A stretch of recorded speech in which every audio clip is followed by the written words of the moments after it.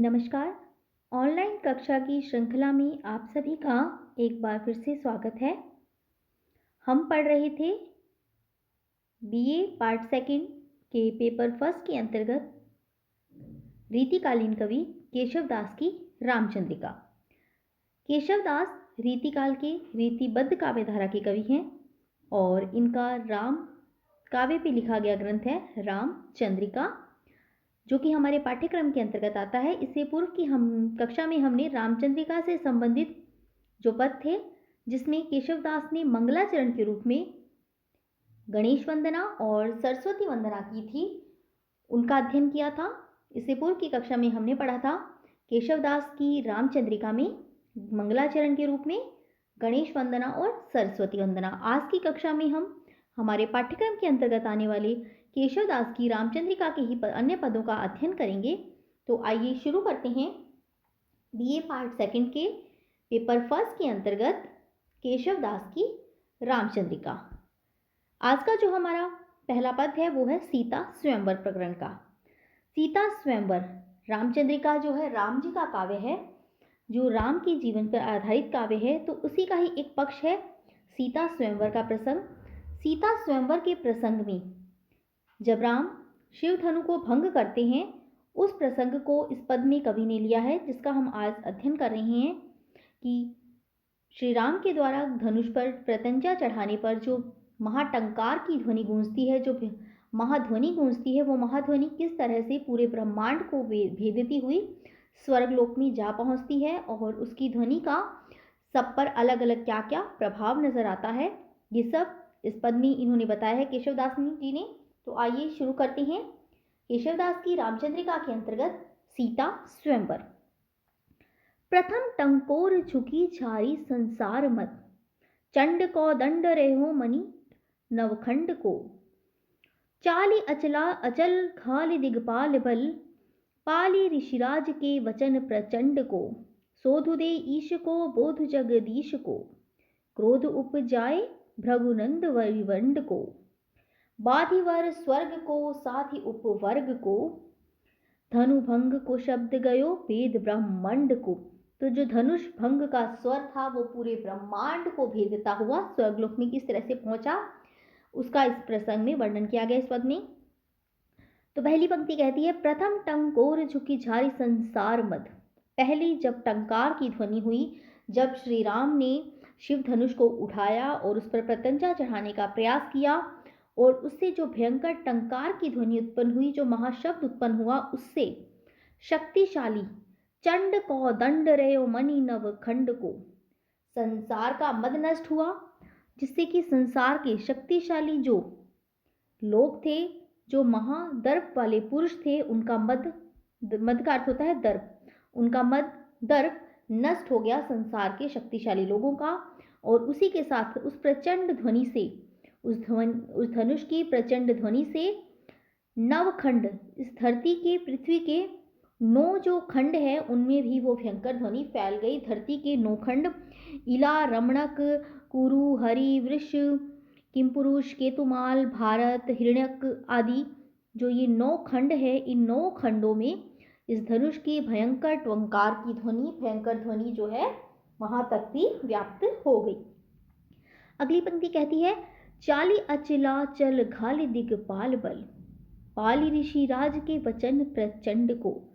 अचला, अचला पर्यायवाची है धरती का, अचला धरती का पर्यायवाची है और अचल है पर्वत का पर्यायवाची। तो धनुष की भयंकर टंकार की ध्वनि से जो सदैव स्थिर रहने वाली धरती और पर्वत, ये दोनों भी क्या है, कांप गए उसकी टंकार से, इनमें भी हलचल उत्पन्न हो गई। जो सदैव धरती और पर्वत जो सदैव स्थिर रहने वाली वस्तुएं हैं, वो भी धनुष की भयंकर टंकार से कांप गए। उसी के साथ साथ घाली दिग्पाल बल, जो दिग्पाल है, दिग्पाल के अंतर्गत हम लेंगे नाम इंद्र, वरुण, यम, कुबेर इत्यादि जो दिग्पाल हैं, उनका भी बल टूट गया उस भयंकर टंकार की प्रत्यंचा की ध्वनि को सुनकर। उस धनुष भंग से जो महाध्वनि निकली, उससे दिग्पालों के बल भी टूट गए। पाली ऋषि राज के वचन प्रचंड को, तो ये कार्य किया था श्री राम ने अपने गुरु महर्षि विश्वामित्र की आज्ञा का पालन करते हुए।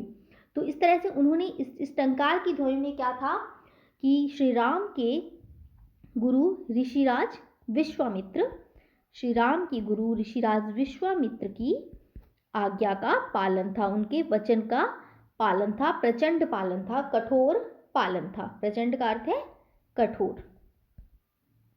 इसी के साथ अगली पंक्ति कहती है, सोधु दे ईश को बोध जगदीश को, क्रोध उपजाए भृगुनंद वारिवंड को। जो धनुष की ध्वनि थी, धनुष का टूटना था, धनुष का जो महास्वर था, उसने क्या किया, उस टूटने की ध्वनि ने जो शिव को उस धनुष टूटने की सूचना दी। सोधु का अर्थ सूचना देना। उस ध्वनि ने शिव को उस धनुष भंग की सूचना दी।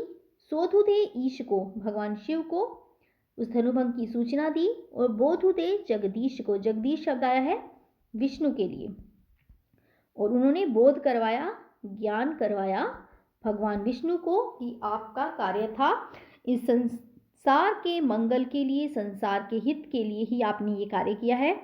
तो सोधु दे ईश को बोधु जगदीश को, इस धनुष भंग ने, इस महाध्वनि ने ईश भगवान शिव को इसके टूटने की सूचना दी और बोध दिया, उसे ज्ञान करवाया भगवान विष्णु को।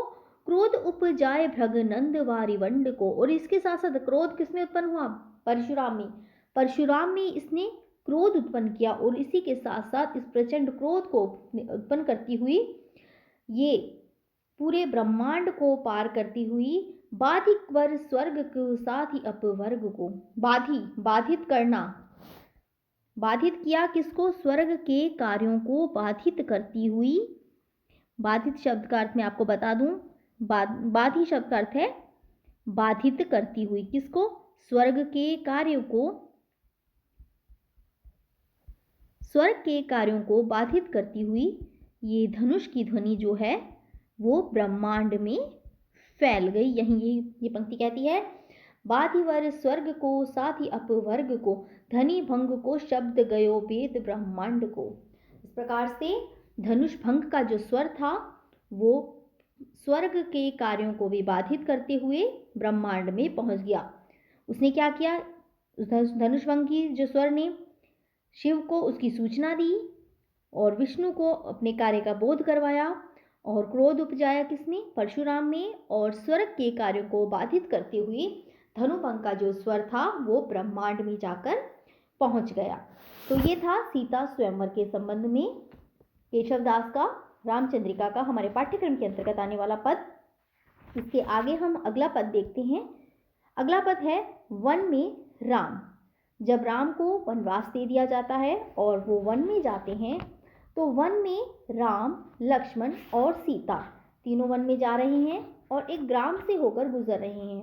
उस ग्राम के ग्रामवासी जब श्री राम, लक्ष्मण और सीता को देखते हैं तो उन पर बहुत ही मोहित हो जाते हैं, उन्हें वो बहुत ही सुंदर लगते हैं और मोहित होकर देखकर वो उनसे उनके बारे में जानना चाहते हैं, पूछते हैं। तो वही इस पद में दिया गया है, रूप ही देखत मोहि ईश, कहो नर को है। प्रश्नात्मक पद्धति है, प्रश्नवाचक अलंकार है, यहाँ पर प्रश्नात्मक पद्धति के साथ प्रश्नार्थक अलंकार है। संभ्रम चित अरु से राम ही यो सब पूछे। ये शब्द, ये जो प्रश्नवाचक चिन्ह है, ये प्रश्नार्थक अलंकार को स्पष्ट करता है। तो श्री राम, सीता और लक्ष्मण वन में जा रहे हैं। ग्रामवासी उनके रूप को देखकर उन पर मोहित होते हैं और वो कहते हैं कि हे ईश, हे ईश्वर, हे भगवान, ये इतने सुंदर लोग कौन है। रूप ही देखत मोहे, उनके रूप को देखकर वो क्या है, मोहित हो गए हैं। कौन नर कौन है, ये कौन से नर है, ये तीनों नर कौन है।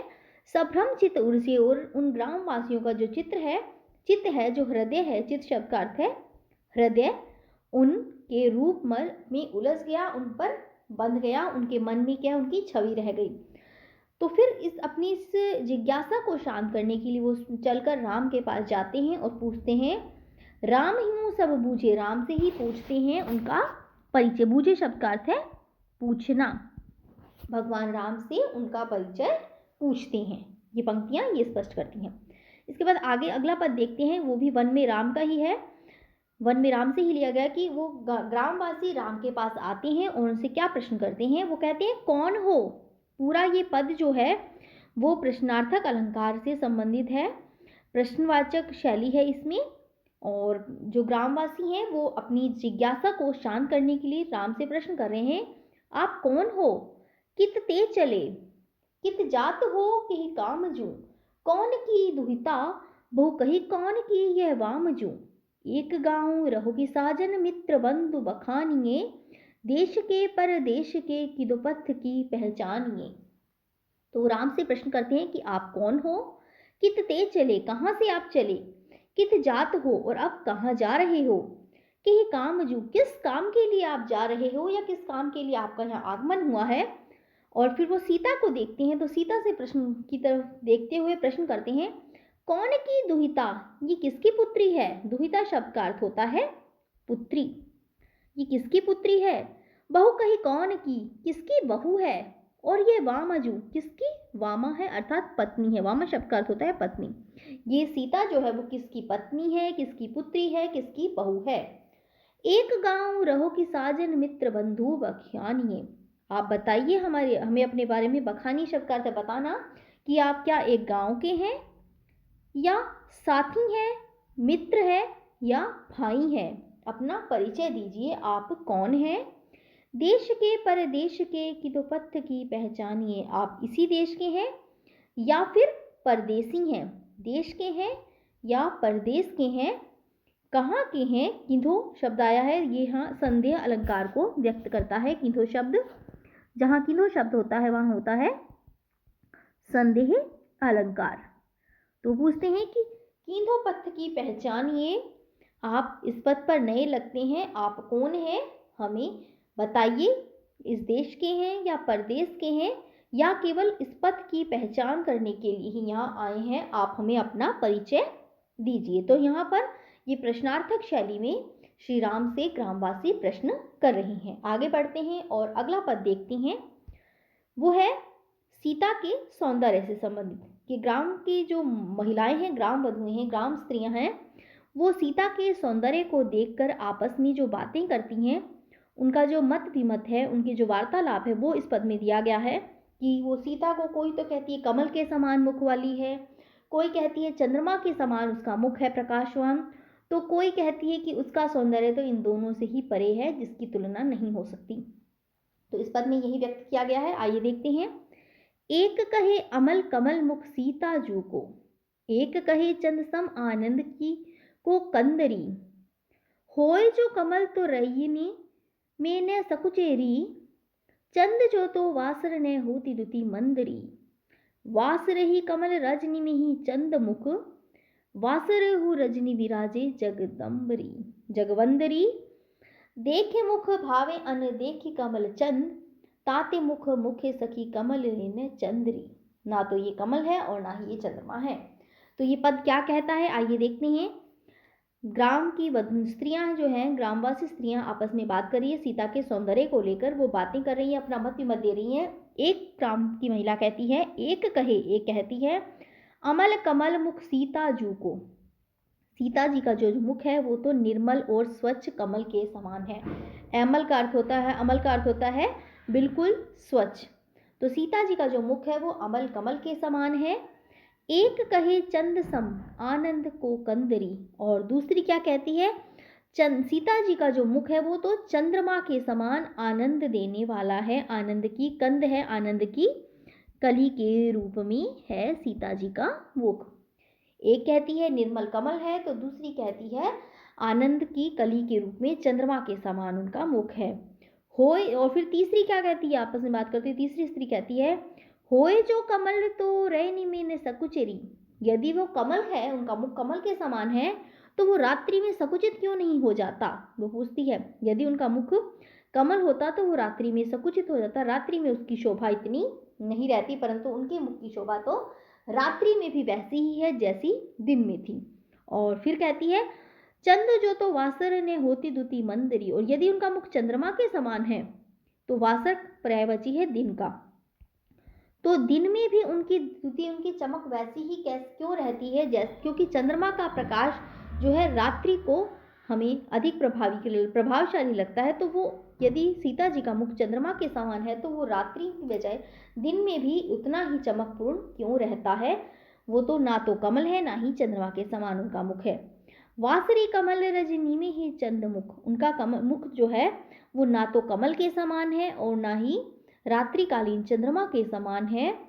उनका कमल तो सदैव सम्मान योग्य है, सबको बहुत ही प्रिय लगने वाला है, उसका सौंदर्य इन दोनों से परे है। वासरहु रजनी विराज जगदम्बरी, और जब जगवंदरी, जग में वंदना योग्य है उनका मुख, जग में सम्मान योग्य है उनका मुख। देखे मुख भावे अन्न देखे कमल चंद, चंद्रमा को तो हम देखते हैं, हमें देखने मात्र से ही जो है उसमें संतुष्टि होती है, देखने से हमें जो आनंद की प्राप्ति होती है। कमल कमल और चंद्रमा, इन दोनों के हम गुण सुन सकते हैं। देखे मुख भावे अन्न देखे कमल चंद, हमने कमल और चंद्रमा इन दोनों के हम गुणों को सुन सकते हैं, परंतु जो सीता जी का मुख है वो सुनने के साथ, देखने के, सुनने का तो है ही उनके गुणों का बखान, उसी के साथ साथ देखने में भी बड़ा ही प्रभावशाली है, बहुत ही भाने वाला लगता है। ताते मुख मुखे सखी कमल न चंद्री, तो वो कहती है कि उनका जो मुख है वो ना तो कमल है ना ही चंद्रमा है, इन दोनों से परे उनका मुख है, उन दोनों से परे उनके मुख की सुंदरता है, वो तो जग में वंदनीय है, जग में सम्मान के योग्य है उनका मुख, माता सीता का। तो ये पद हमें जो है माता सीता के जो है मुख के सौंदर्य को व्यक्त करता हुआ ये पद है।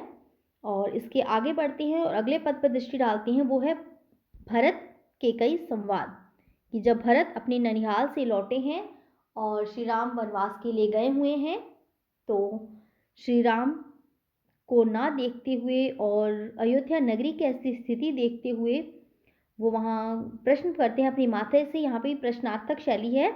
भरत अपनी माता से कहते हैं, मातु कहाँ नृप, वो दशरथ के बारे में पूछते हैं कि राजा कहाँ है माता। नृप शब्द का अर्थ है राजा। तात गए सुरलोक को, फिर वो उन्हें उत्तर देती हैं, बताती हैं कि वो तो स्वर्ग को चले गए, ये कहीं उन्हें ये बताती है। तो फिर वो पूछते हैं क्यों क्यों गए, तो उसके उत्तर में केकई कहती है, सुत शोक लाए, पुत्र के शोक में वो मृत्यु को प्राप्त हो गए और स्वर्ग चले गए। तब भरत पूछते हैं, सुत कौन सु, कौन सा सुत, कौन सा पुत्र, तब वो उत्तर देती हैं, राम। कहाँ है अबे राम, तब भरत पूछते हैं, कहाँ है अब राम, तब उत्तर में केकई कहती हैं, वन लक्ष्मण सिए समेत गए, वो वन में लक्ष्मण और सीता के साथ गए हैं। तब भरत पूछते हैं, वन काज कहाँ कहीं, किस काम से गए हैं वन में, तब केकई उत्तर देती हैं, केवल मोह सुख, केवल मेरे सुख के लिए। तब भरत पूछते हैं, तातो कहाँ सुख याम में भय, तुम्हारा इसमें क्या सुख रहा माता, हमें बताइए। तो उत्तर देती हैं केकई, तुमको प्रभुता, तुम्हें राज मिले, तुम्हें सम्मान मिले, तुम्हें प्रभुता हासिल हो, इस कारण। तब भरत बड़े ही क्रोधित होते हैं और कहते हैं, धिक्ता को, धिक्कार है माता तुम्हें, कहाँ अपराध बिना सिगरे ही है, तुम्हारे इस अपराध के कारण हम पूरे सभी लोगों पर जो है एक अपराध का धब्बा लग गया और हम सब भी तुम्हारे इस अपराध की श्रेणी में आ गए हैं और तुम्हारे कारण श्री राम को ऐसा कष्ट मिला और मेरे पिता भी स्वर्ग को चले गए। तब वो अपनी माता को दोष देते हैं। तो ये प्रसंग था भरत के कई संवाद का। आज हमने पढ़ा हमारे पाठ्यक्रम के अंतर्गत धनुभंग की संबंध में सीता स्वयंवर का प्रसंग केशव की रामचंद्रिका में, और उसके बाद वन में राम को देखते हुए ग्रामवासी उन पर किस प्रकार से आकर्षित होते हैं और अपनी जिज्ञासा को शांत करने के लिए राम से उनका परिचय लेते हैं, उनसे पूछते हैं कि आप कौन हो, आपके साथ सीता ये स्त्री है ये कौन है, और आप कहाँ के हो, आप भाई हो, बंधु हो, मित्र हो, इस देश के हो, परदेश के हो, आपका किस काम से आगमन हुआ है। और फिर ग्राम की स्त्रियां जो है सीता के सौंदर्य के बारे में आपस में चर्चा करती है, कोई उसका सौंदर्य कमल के समान बताती है, कोई चंद्रमा के समान कहती है, तो कोई कहती है ना तो ये कमल है ना ही चंद्रमा है, इनका सौंदर्य तो अलग है, उससे भी ऊपर है, उनके सौंदर्य की तुलना के योग्य कोई भी नहीं है।